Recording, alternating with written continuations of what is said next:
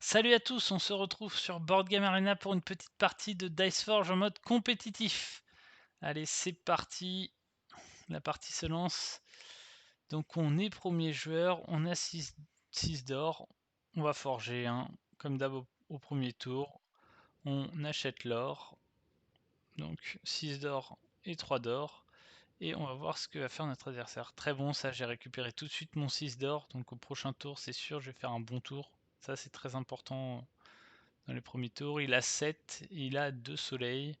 Bon, normalement avec 7 c'est 4 d'or, 3 d'or et 1 lune.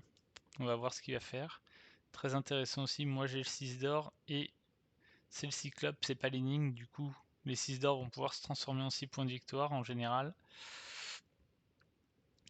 Donc ouais, ça c'est des petits détails, mais c'est vraiment la carte qu'il faut regarder le plus rapidement, c'est le 6 soleil. Qu'est-ce que ça rapporte? Est-ce que c'est 4 fois le jet de dés sans rien, ou est-ce que c'est le cyclope qui permet de transformer l'or en point de victoire?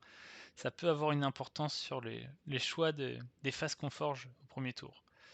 Alors, bon, il va pas faire d'action supplémentaire. Qu'est-ce que je vais faire? J'ai 8 d'or, je vais forger, ça c'est sûr. Après, 10 d'or, ok. Ok, bon, nous on va forger 2 soleils et un soleil, un point de victoire. Là, ce qui est intéressant, c'est qu'il a que 2 d'or, donc il a une chance aussi de ne pas refaire le 2 soleil, et en plus il pourra acheter qu'un seul un soleil, parce qu'on ne peut pas acheter 2 fois la même face. Donc là, c'est des tours très intéressants pour moi. En plus, j'ai 4 soleils, je vais pouvoir faire 2 actions au prochain tour. Alors il peut faire 2 actions lui aussi. Il va sûrement forger, acheter coffre. Ce serait le play assez classique, on va dire. Au début de partie, le coffre c'est toujours une bonne carte. En plus, c'est souvent une carte où on va vous chasser, donc ça peut être intéressant d'y aller. Et les 6. Ouais, voilà, il va forger avec ses 6 d'or, le 4 d'argent et le 1 soleil, c'est logique. Allez, à nous. Nous, on va sûrement aller acheter l'ancien ou l'aile. Non, plutôt l'ancien avec nos. A priori, là, on va faire un dernier tour de forge et on va aller acheter l'ancien. Ça dépend combien on va avoir d'or. On a que 6 d'or. On a que 6 d'or. J'aurais bien aimé avoir un peu plus. Qu'est-ce qu'on va faire? Est-ce qu'on achète double ancien en se disant qu'on va forger au prochain tour? Non, je pense qu'il faut forger et acheter l'ancien. Faut pas trop grid. On va forger. Il faut avoir des bons dés quand même. Et on va aller acheter l'ancien. Donc là, ouais, on va perdre des soleils ce tour, c'est quasi sûr. Mais au moins, on va pouvoir suracheter le cyclope au prochain tour et sûrement acheter un autre ancien ou une aile de la gardienne là, vu qu'on a un fort dé en soleil. Non, je pense qu'on est pas mal dans cette partie. Il a 14, ah c'est pas mal pour lui. Avec 14, il va pouvoir acheter 2 soleils et 2 lunes. Par contre, il peut faire qu'une action. Ok. Ok. Ça c'est intéressant. On a 11 d'or.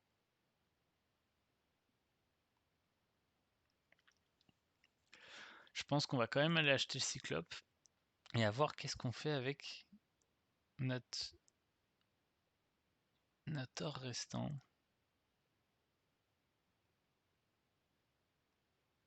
Alors on achète le cyclope et voyons ce qu'on obtient.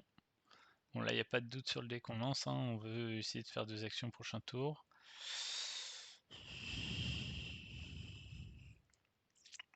Qu'est-ce qu'on va faire? Est-ce qu'on se dit qu'on va prendre l'or pour acheter le 2 points de victoire de lune? Ah ça peut être intéressant. Ça peut être intéressant, ça me coûte 6 points de victoire. Mais ça m'assure quand même en 5 tours, on va lancer 20 fois les dés. Ouais, je pense que c'est pas si mauvais que ça. Je vais même peut-être acheter celui-là, le 1 point de victoire, 1 lune. Ok, ok, vas-y, on tente. En espérant pouvoir faire 2 actions. Bon, on peut faire 2 actions, ça c'est bien. Ok, et on va forger. Et là, on va forger Je pense que je vais préférer celui-là pour être fort quand même en lune. L'idée c'est d'avoir des dés un peu de chaque. J'aurais pu le forger sur ce dé-là en me disant que je risquais d'acheter le deuxième cyclope. Ça c'est peut-être une erreur. Après j'aime bien avoir un dé soleil, un des lunes pour être assez équilibré, et notamment avec la sentinelle pour être sûr de pouvoir avoir des soleils et des lunes sur chacun de mes 2 dés, parce que ça peut rapporter pas mal de points de victoire. Ouais. Les deux se tiennent, je pense pas que ça change grand chose. Donc bon. Ok, on va pouvoir racheter le cyclope. Et l'idée, si on arrive à faire cyclope ancien, on devrait être pas mal. Ouais, on va faire ça. On va acheter le cyclope.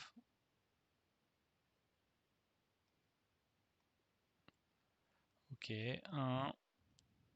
Ça c'est parfait. Ok, 3, 5. Ok. Du coup, est-ce qu'on achète l'ancien ou est-ce qu'on achète autre chose? L'ancien, là, il va me rester 4 tours après. Ça va me rapporter 4 x 4, 16. Ah, 16 points de victoire, il y a peu de choses qui va me rapporter plus pour un coût aussi faible. On va aller l'acheter. Ouais, je considère que j'aurai toujours 6 d'or. En ayant une phase 6 d'or, une phase 3 d'or, je considère qu'à chaque fois avant le début de mes tours, j'aurai assez d'or pour faire les deux anciens. C'est pour ça que je le compte comme 16 points de victoire. Parce que c'est sûr que s'il m'aurait manqué un peu de points de victoire pour faire les deux anciens, c'était peut-être pas le meilleur achat, mais je pense que j'aurai assez à chaque fois. En tout cas, je pars de ce postulat-là quand je fais cet achat. Ok. Ok, donc tu as 5. Qu'est-ce que tu vas faire? Tu vas acheter le passeur peut-être? Dans une deuxième action? Ah, le casque, tour 5. Je suis pas fan. Ouais, je suis pas fan du casque. D'une manière générale, je trouve qu'il a très peu de chances de vous rapporter euh, assez de points de victoire. Par exemple, là, ça lui a coûté 5, donc ça lui fait perdre 8 points de victoire entre le passeur et le casque. Est-ce que dans la partie, ce x3 va lui permettre de lui rapporter 12 points de victoire? J'ai quand même beaucoup de doutes. Pour ça que je suis pas fan de ce play là.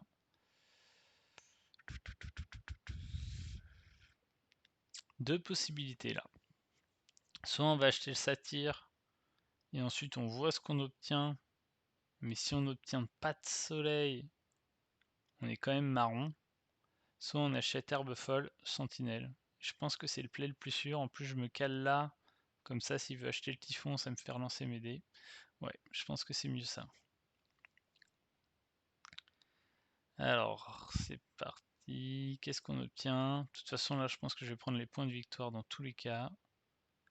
2 points de victoire et 1 point de victoire, 2 points de victoire.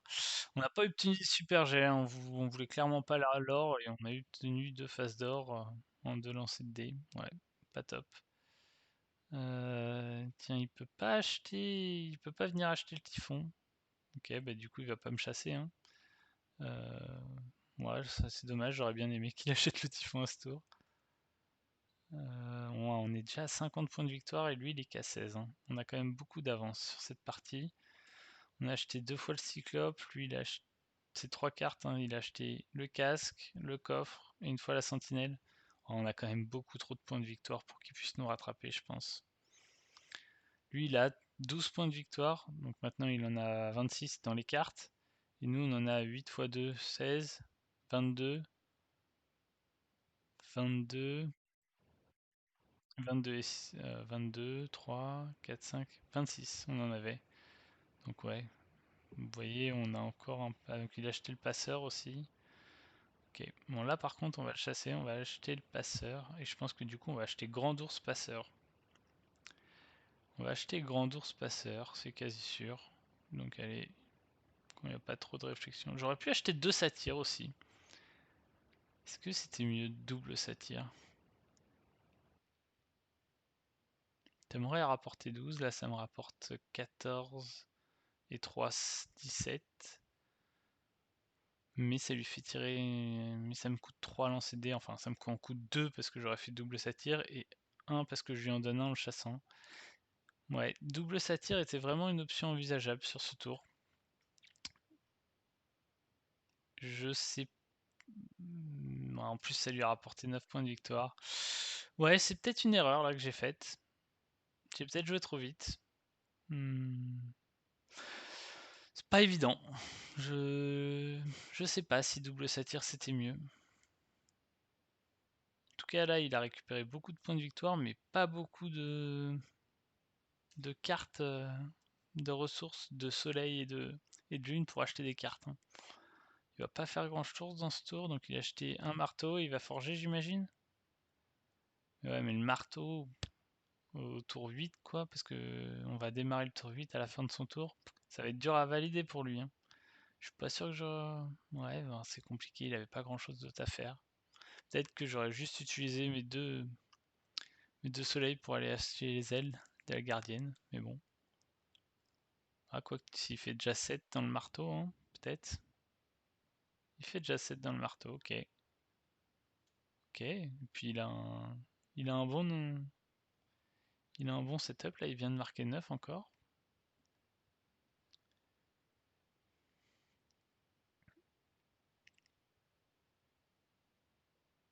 On achète plutôt le Minotaure ou plutôt la Gorgogne? J'aime pas acheter le Minotaure quand l'adversaire a 0 de soleil et 0 de lune, donc je vais quand même acheter la Gorgogne, hein. Et je garderai le Minotaure pour le prochain tour. Ouais, il manque clairement de soleil et de lune là dans ses dés. Alors il va peut-être mettre plein de points de victoire, mais il va pas pouvoir acheter de bonnes cartes. Là, regardez, ça fait encore premier dernier tour, il avait 2 soleils, 1 lune, là il a que 2 lunes, 0 soleil. Il va pas pouvoir faire des bons tours avec ça. C'est trop faible. On va gagner, ouais. On va gagner. Et pourtant, personne n'est allé acheter le typhon, hein. Personne n'a réussi. Ouais, on n'y est toujours pas, hein, à ce tour, mais bon. Pas besoin d'aller les chercher, a priori. Et puis là, si ça se trouve, on va le faire perdre pas mal de points de victoire, hein, avec ce Minotaur. Qu'est-ce qu'il obtient? Ah, on le fait perdre 3, bon, c'est correct. 90 points, ouais, on fait quand même une belle partie, hein. 90 points, on a acheté 10 cartes, dont les 2-6 soleil, un gorgogne, un passeur. Ouais, on va faire un bon 140 facile. Non, on fait une belle partie. Qu'est-ce qu'il va nous faire? Il achète le Minotaur là? Ça me ferait chasser, ça me ferait gagner 3 points de victoire, mais il a la grande ours, donc ça peut s'entendre. Qu'est-ce qu'il pourrait faire d'autre? Ok, bah c'est ce qu'il fait, il va acheter le Minotaur.